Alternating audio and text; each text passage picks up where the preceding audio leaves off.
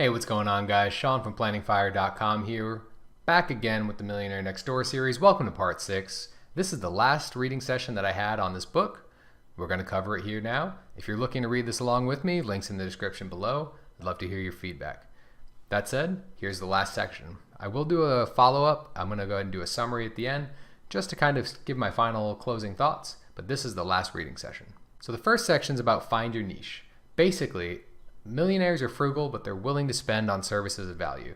That could be any number of services. It could be tax, real estate, legal, medical, lawn care, plumbing, contractors. There are millionaires who are willing to pay top dollar for services that they find valuable. If it saves them time, they're probably willing to pay for it. And the author brings up some very interesting points related to this that we'll talk about in the next slide. Follow the money. In this chapter, the author mentions in 1996 there were 3.5 million American millionaire households. And that number was estimated to grow to 5.6 million American millionaire households in 2005. This number shows a large percentage of growth in the average millionaire household.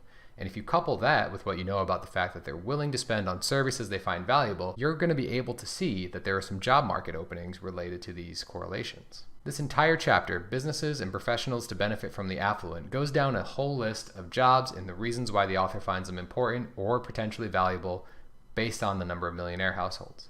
I highly recommend you check this section out. If this is something that you're thinking about or potentially thinking about, you obviously want to take a look at the numbers for 2018. That said, this is a great place to start to perhaps think about and develop a business. I'm just going to read down these very quickly. Basically, specialized attorneys, tax, real estate attorneys, and similar. Immigration lawyers, those are really important.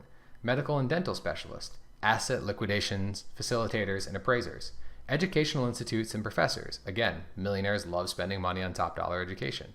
Fundraising counselors, travel agents, or any number of professional service specialists that could be accountants, housing, products, contractors, lenders, information security, information technology, software engineering. Really anything where you provide a self-driven, value-added service is something that's very important and they would be willing to spend top dollar on. One thing that I did not know that I found very interesting in this section, especially related to immigration law, I guess in 1990, there was a law that allowed any foreign national to obtain permanent United States residency if they invested $1 million into a U.S. business and created at least 10 jobs. That's fascinating. It's essentially an easy way to buy a ticket into citizenship, or at least permanent residency. I wonder how that's changed, if it's changed, or if it's the same. Is it higher dollar amounts? Is it more jobs? Is it exactly the same, or has it gone away? That one just really caught my eye, and I wanted to bring it up to your attention. If that's still a thing, immigration law is going to be even more important. If it's not, it's still going to be incredibly important. But that was one thing that absolutely caught my attention. In this chapter, Jobs, Millionaires versus Heirs, they do call out once again, millionaires tend to be self-employed. Small business owners who are first-generation millionaires, built up from the bootstraps, those tend to be your American millionaires in 1996. Now, they do call out that there's a strong correlation between the character of the owner and success. It's a stronger correlation than the actual business and the profitability of the market.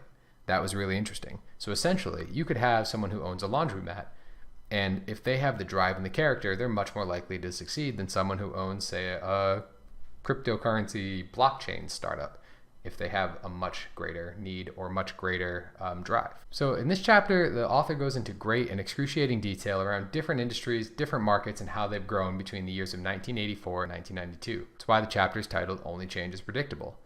Basically, they give you a whole list and how that's been changed in that time frame. Mining profits decrease greatly. Dry cleaning profits decrease greatly. And that one was fairly interesting because you would think the need for at least dry cleaning wouldn't change in those years. But then there's also men and boys clothing profits increased. So perhaps people are buying more new clothes and not bothering with dry cleaning stuff.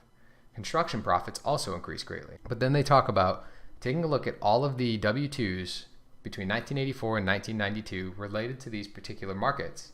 They found the average sole proprietor was only making $6,200 a year. So you have to look at that dichotomy. Your millionaires are basically making more money than any other household in the country. So being a millionaire, best path to get there is going to be through starting your own business. However, sole proprietorships on average are only returning $6,200 a year, with joint partnerships returning even less than that. So basically, it's high risk, high reward, which is exactly why millionaires tend to not want their children to go into business on their own. They don't want them to have to start the business. only 1 in 5 of them actually pass down their business to their children. In the next title chapter, self-employed professionals versus other business owners, you see that statistic. 1 in 5 American millionaires pass businesses on to their children. Most of them encourage them to become self-employed professionals.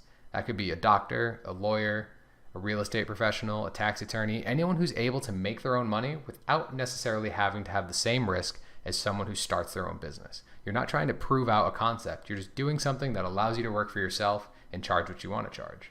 There's an excellent quote in there that says, "They can take your coat, but not your intellect." And this kind of points to the example they reference in the book. They have this mining operation that owns large plots of land in the middle of America. They have mining equipment, machinery, specialized miners, people who work hands-on. If those mines and those mountains run out of coal, you can't just pick up the mountain and move it with you to a new area that has coal. You have to sell the land off or perhaps give it away, take it as a write-off.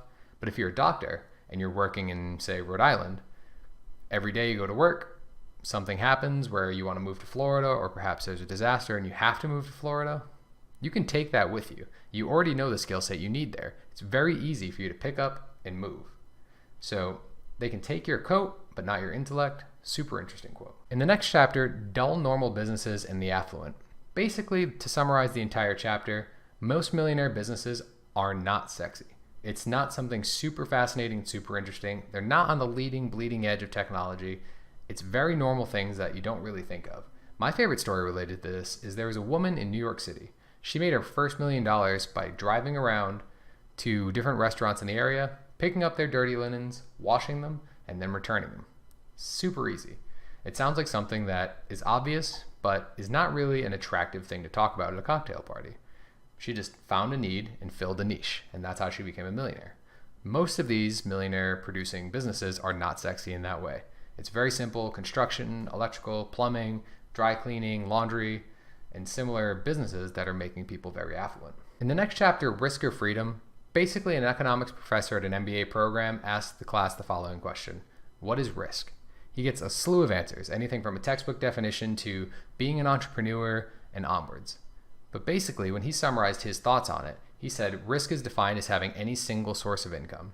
And that's super true. When you really think about it, if you only have your day job and you're sitting there working every day, relying on that paycheck to come in and pay your bills, having that single stream of income, if you lose it, all of a sudden everything topples over. So really, to avoid that risk, you've got to diversify that income, whether that's investing in the markets and hoping for returns and buying dividend stocks, getting real estate investments, building a course for different sites online. As long as you can generate that second, third, fourth stream of income, you become much more risk tolerant and you'll be able to make better choices. It's kind of a theme you see throughout the book, but this puts it very clearly. So what is risk? It's having a single source of income. So that was part 6. This reading session was very interesting. The chapters are very difficult to summarize because they tend to have one key point and some supporting facts around them. That said, it was very interesting, the case studies were interesting, and the actual statistics around it were interesting. I just didn't want to hit you with a bunch of numbers because, let's be honest, we're not going to want to stay awake through that entire conversation. However, I highly recommend this book. It was a great read. A lot of it's very obvious if you're on this financial independence journey, but it's really nice to see it in writing. I am going to do a quick wrap-up video after this one, just to kind of hit the high notes. But hey, thank you so much for joining me on the Millionaire Next Door. This has been a great experience for me. I'm going to definitely continue reading the finance books that I see commonly mentioned on the blogs. If you like this content, hit that like button. If you want to subscribe to see more videos, please do. Always love the subscribers. Otherwise, until next time, I'm Sean from planningfire.com. It's been a pleasure.